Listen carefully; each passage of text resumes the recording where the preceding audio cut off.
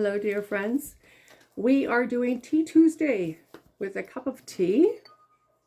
There's many cups of tea.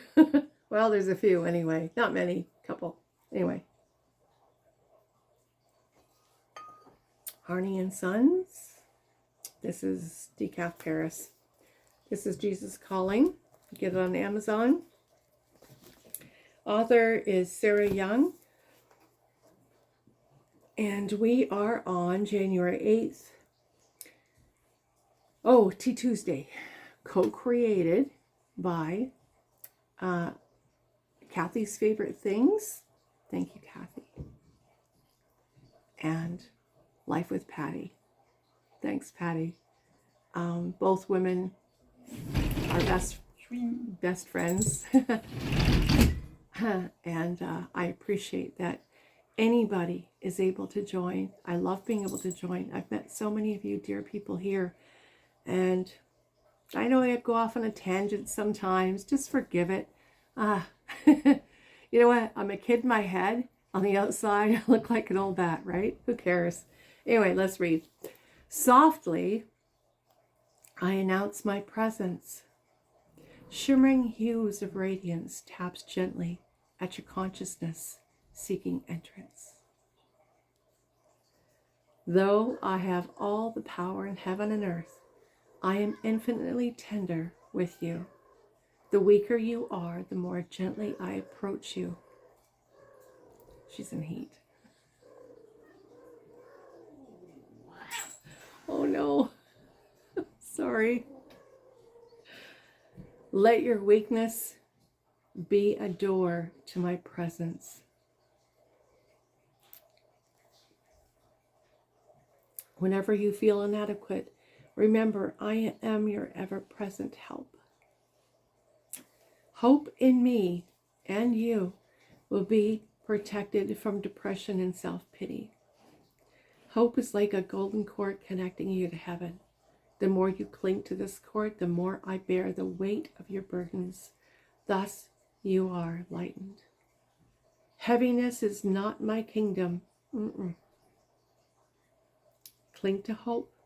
My rays of light will reach you through the darkness. Psalm 46, verse 1. Might want to write that down so you can check it out in a little while. That's Psalm 46, verse 1. Romans 12, verse 12. Romans 15, verse 13. I love how it speaks of him with such, the word is tenderness and love. You know, I think it's really important that we open ourselves up to feel that. We open ourselves to pain. Just look at the news. People watch the news and they go back to it and get back to it and they're addicted to it. But get addicted to Jesus because he gives love and glory. And the weaker you are, the more gently I approach you. Let your weakness be a door to my presence. I mean, how could we not? I do talk about going through cancer. Why? Because it was the hell of my life.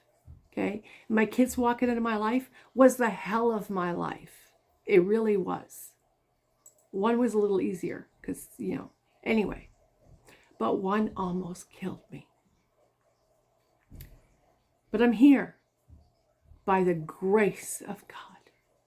I am here because more tears have been cried, more calling out to the Lord saying, where are you?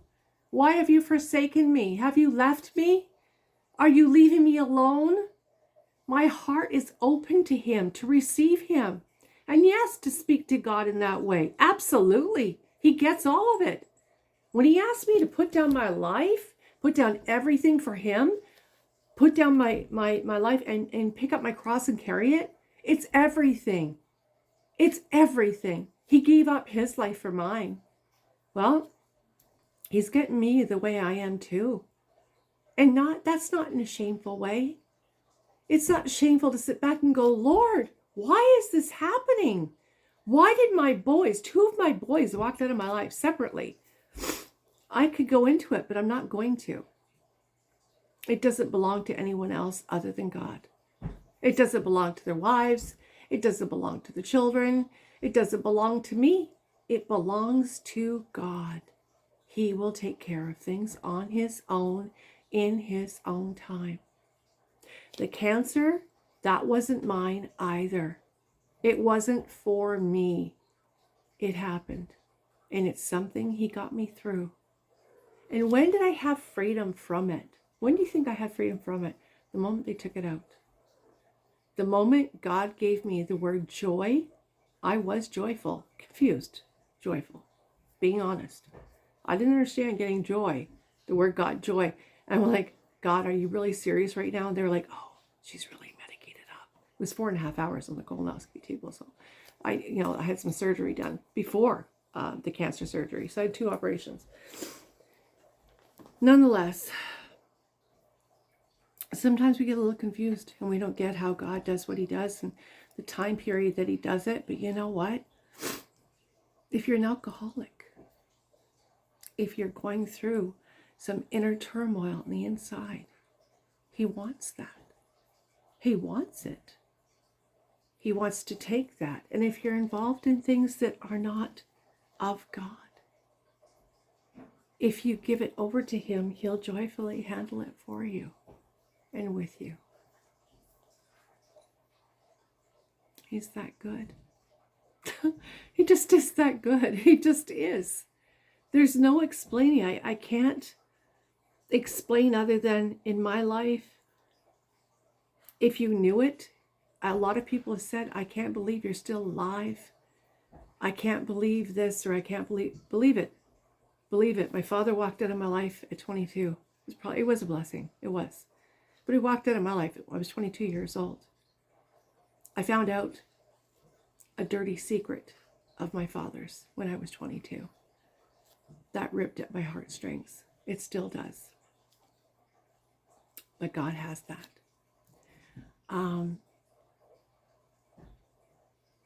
I was raped a couple of times.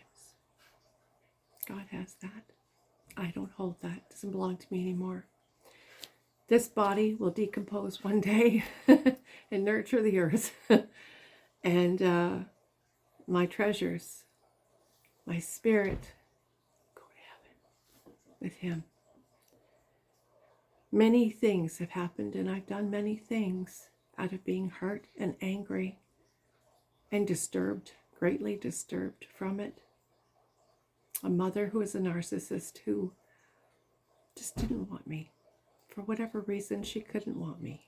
She would tell everybody else, oh, I love you. I love your sister. I love your mom. Ooh, that's love. And I took myself out of the equation. And when I did, I got happier. So, I get it. I do get it, And I can tell you that the best person in the world to go to with this is not me. I would love to, but it's not me. I'm not perfect, and I'm not going to give you the perfect answer. But I do know somebody who loves you. I do know somebody who died on the cross for your sins, for my sins.